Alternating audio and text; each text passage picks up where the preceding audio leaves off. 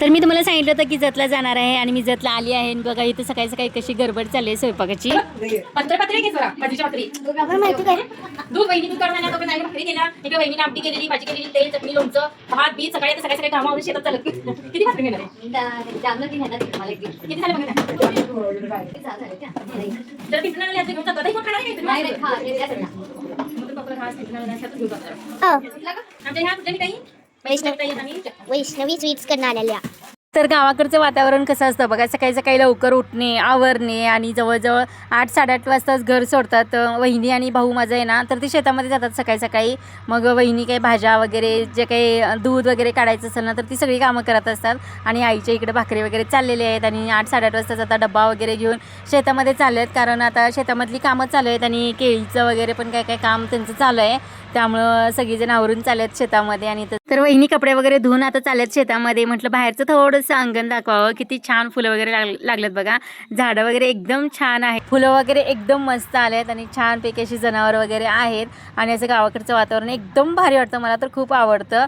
आणि इथं आमच्या चुलत्यांची वगैरे सगळ्यांची घरी आहेत. मग आलं म्हटलं की सगळ्यांच्या घरी जावं लागतं. तर लग्नाच्या अगोदर ना सगळी इथं म्हणजे वस्तीवरच राहायला होती. जवळजवळ सगळे 7-8 चुलते वगैरे होते ना, तर सगळे आम्ही इथं एकत्र राहायचो. सगळी पोरं बाळा वगैरे खेळायचं वगैरे मस्त मजा करायचं. पण आता प्रत्येकाने शेतामध्ये घरं वगैरे बांधले, त्यामुळे ती बऱ्यापैकी सगळे काका वगैरे तिकडे गेलेत. आणि म्हणजे भाऊ चुलत भाऊ वगैरे आहेत ना, तर सगळे गेलेत. आता इथे एका भावाच्या घरी आलेली आहे. किती छान फुलं वगैरे लागलेत बघा. झाडाला पान पण नाही, फुलं भरपूर लागलेत. आणि गावाकडे सकाळी सकाळी असं नाश्ता बिष्टा करत बसण्यापेक्षा अशी चुलीवरची मस्तपैकी चपाती, तेल, चटणी, भाजी काय असेल ना, तर एकदम भारी लागते. मग मी गेलं की तिथं भावाच्या ताटातच म्हटलं की बस खा आता, थोडंसं खाऊया आपण तेल चटणी वगैरे. बघ खाऊन तरी टेस्ट एकदम अप्रतिम लागले, एकदम भारी लागली चुलीवरची चपाती आणि तेल चटणी वगैरे.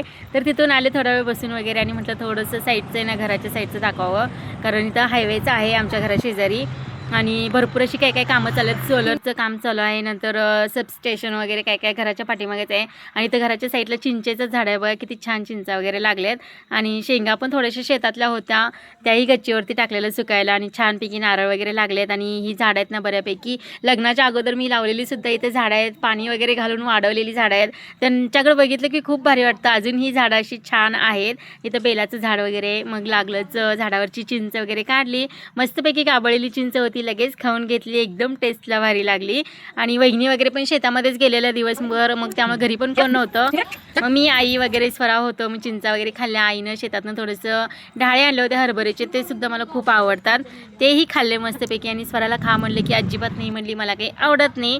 मग इकडं उचापती चाललेला काहीतरी हे काढ ते काढ. तर असे शेतामधले कोळे कोळे हरभरे खायला खूप भारी वाटतं. तर हा होता आजचा व्हिडिओ. कसा वाटला नक्कीच कमेंटमध्ये सांगा. भेटूया नेक्स्ट व्हिडिओमध्ये. तो पण बाय बाय.